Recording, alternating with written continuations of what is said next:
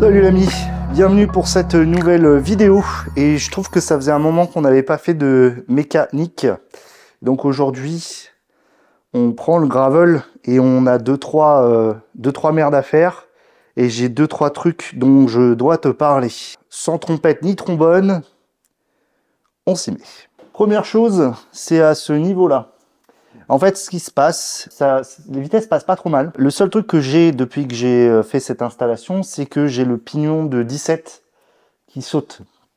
Et donc, je pense que la patte de dérailleur est pas parfaitement droite. Donc, il faut que j'aille dans mon bike shop à côté de chez moi pour qu'il me vérifie ça. Donc ça, c'est une petite chose que je te dis maintenant. Et peut-être à la fin de la vidéo, je te dirai que ça a été fait. Mais probablement, la patte de dérailleur est pas parfaite. Je trouve que j'ai jamais vraiment réussi à le régler correctement. Alors, est-ce que ça peut venir de la cassette ou de la chaîne? Peut-être, mais vérifier que la patte de dérailleur est alignée, ça me paraît fondamental. Donc ça, on va voir ça juste après.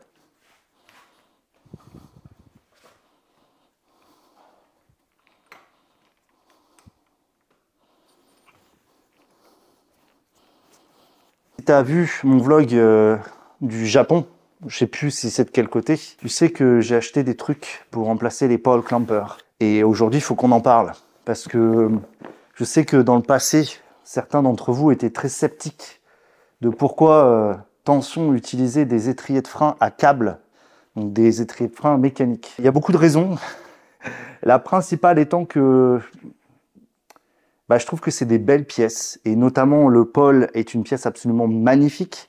Et ceux que j'ai là, les Grotac Equal, c'est fou. Alors c'est vrai que dans l'hydraulique, dans le milieu de l'hydraulique, il y a Hope qui fait des étriers de frein absolument magnifiques. J'aime bien le câble et j'aime bien aussi faire chier ceux qui comprennent pas. Et donc aujourd'hui, on va installer mes Grotac Equal. C'est quand même un truc assez fou. Dans la boîte, tu as bien sûr les deux étriers de frein, comme ceci, tu vois, qui sont juste magnifiques et petits, ce qui est quand même rare, voilà.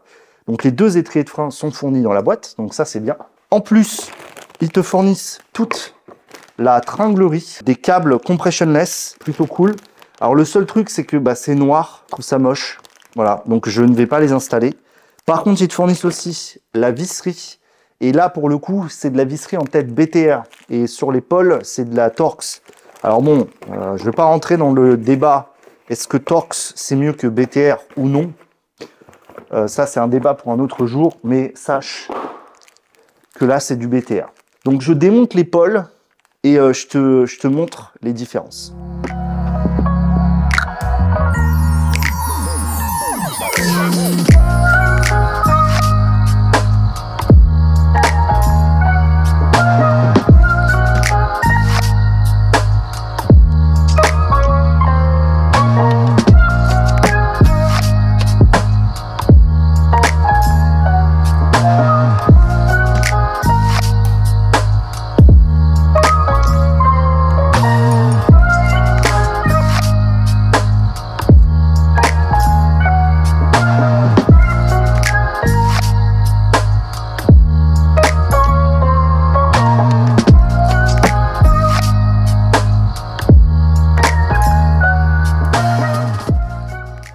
Alors, si on regarde, bon, tu peux clairement voir les différences de taille entre les Grotac et les pôles.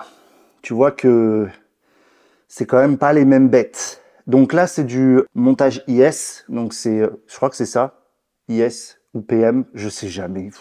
Bref, c'est le même style de montage. Pas du tout la même chose. C'est ce qu'on appelle un simple piston, c'est-à-dire qu'il n'y a qu'un piston qui est activé et le réglage et le tirage se fait par le haut. Donc j'espère d'ailleurs que j'ai assez de longueur de câble. Est-ce qu'il y a un vrai avantage par rapport au pôle? Je pense que c'est surtout au niveau de la taille et aussi au niveau du look, c'est bien différent. Le gros avantage du pôle et du Grotac, c'est aussi qu'ils sont 100% démontables. C'est-à-dire que tu peux les démonter complètement, littéralement les entretenir. D'ailleurs, j'ai même vu des gens, il y a plusieurs couleurs donc sur les Grotac, c'est en deux parties, donc tu démontes la partie de gauche et tu mets une autre couleur. Bon, bon, je suis pas allé aussi loin. C'est vrai que j'aurais pu acheter une deuxième paire et faire ça, mais je suis pas complètement débile non plus. Le pôle, lui, pour l'instant, je le garde en stock parce que peut-être il ira sur un autre projet. Toi-même, tu connais. Et le Gotak, on va donc l'installer.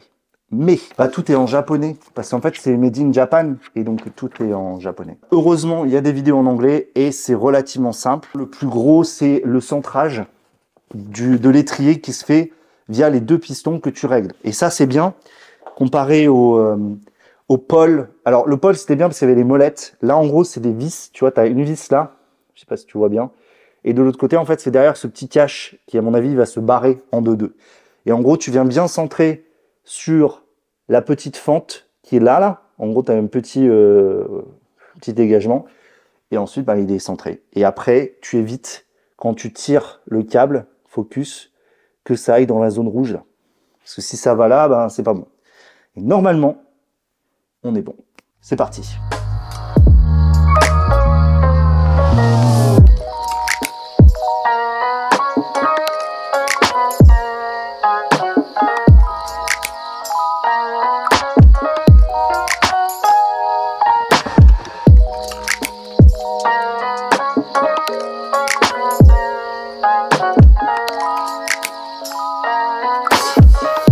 Là, tu vois, il faut bien le centrer sur la petite rainette.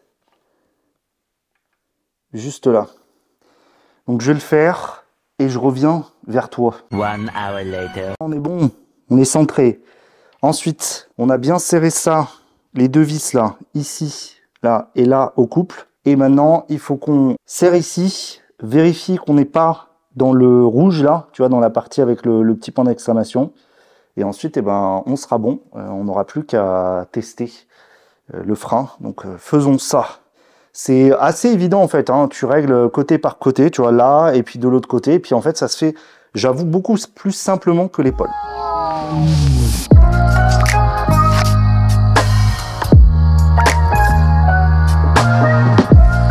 Ça, c'est bon. Maintenant, en fait, il faut défaire ce pad-là pour qu'il y ait, comme ils disent, un petit dégagement, quoi. Donc en gros, il faut détendre un peu le pad côté action. Et d'ailleurs, petite chose, la vis là, elle est inaccessible avec cette clé là, parce qu'en fait l'embout est, je sais pas si tu vois bien, mais bref, l'embout est pas la bonne taille. Il faut une clé vraiment fine, hein, parce que sinon ça rentre pas. Là, on se met comme ça et on va venir desserrer un tout petit peu le pad. C'est très très dur à voir. Et je pense aussi un petit peu de l'autre côté parce que sinon ça va pas.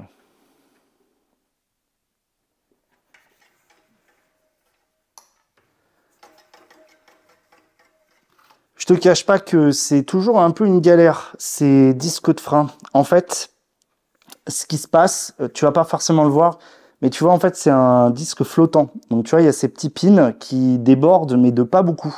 Et le problème que j'ai à chaque fois, c'est que sur la patte du dessous, là, sur la patte de fixation du dessous, et ben en fait, ça frotte. Ce qui fait qu'en fait, je suis obligé d'un petit peu cheat sur les réglages pour tirer l'étrier le plus vers l'extérieur.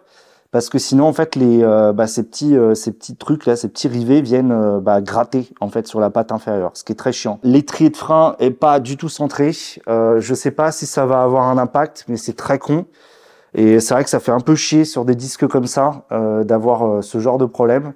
Mais ils sont vraiment trop bien. J'ai pas envie de les géchant. On va partir comme ça. J'ai tout serré au couple. Tout est bon, tout est propre. Le tarage, si tu vois, à ce niveau-là, on est bon. C'est bien, ça donne un petit peu l'usure. Et après, tu viens juste, en fait, justement, resserrer. Bon, on verra dans le futur comment ça se passe. La course est assez courte, mais j'aime bien ça. J'aime bien quand c'est bien réactif. Le câble ressort comme le diable. Il va falloir que je coupe ça et que je mette l'embout. Prochaine étape, l'arrière. Et je te passe les détails parce que je pense que ça vaut pas vraiment le coup. Et je reviens vers toi quand tout est fait.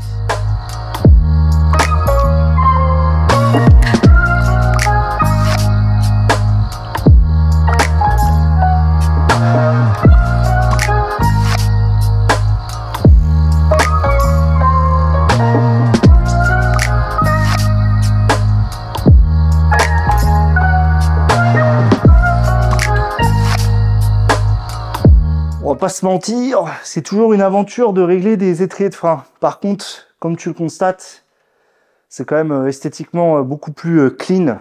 Et puis ça rappelle les petites roulettes, tu vois, Gare Baruch. Je pensais pas que les Disc Hope allaient être une si grande merde. Je les adore, je trouve qu'ils offrent une puissance de freinage bien supérieure. Et j'ai eu le même problème hein, sur les pôles, donc tu es obligé de décaler un petit peu l'étrier, donc qu'il soit pas tout à fait dans la norme. À l'arrière, ça va. C'est surtout à l'avant que ça pose plus de problèmes. Donc va savoir pourquoi ça pose plus de problèmes à l'avant. Mais c'est à savoir. Va falloir maintenant les roder, voir un petit peu comment ils se comportent et que je te puisse te faire un feedback dessus, voir si y a du mieux ou si c'est la même chose. Un gravel de qualité.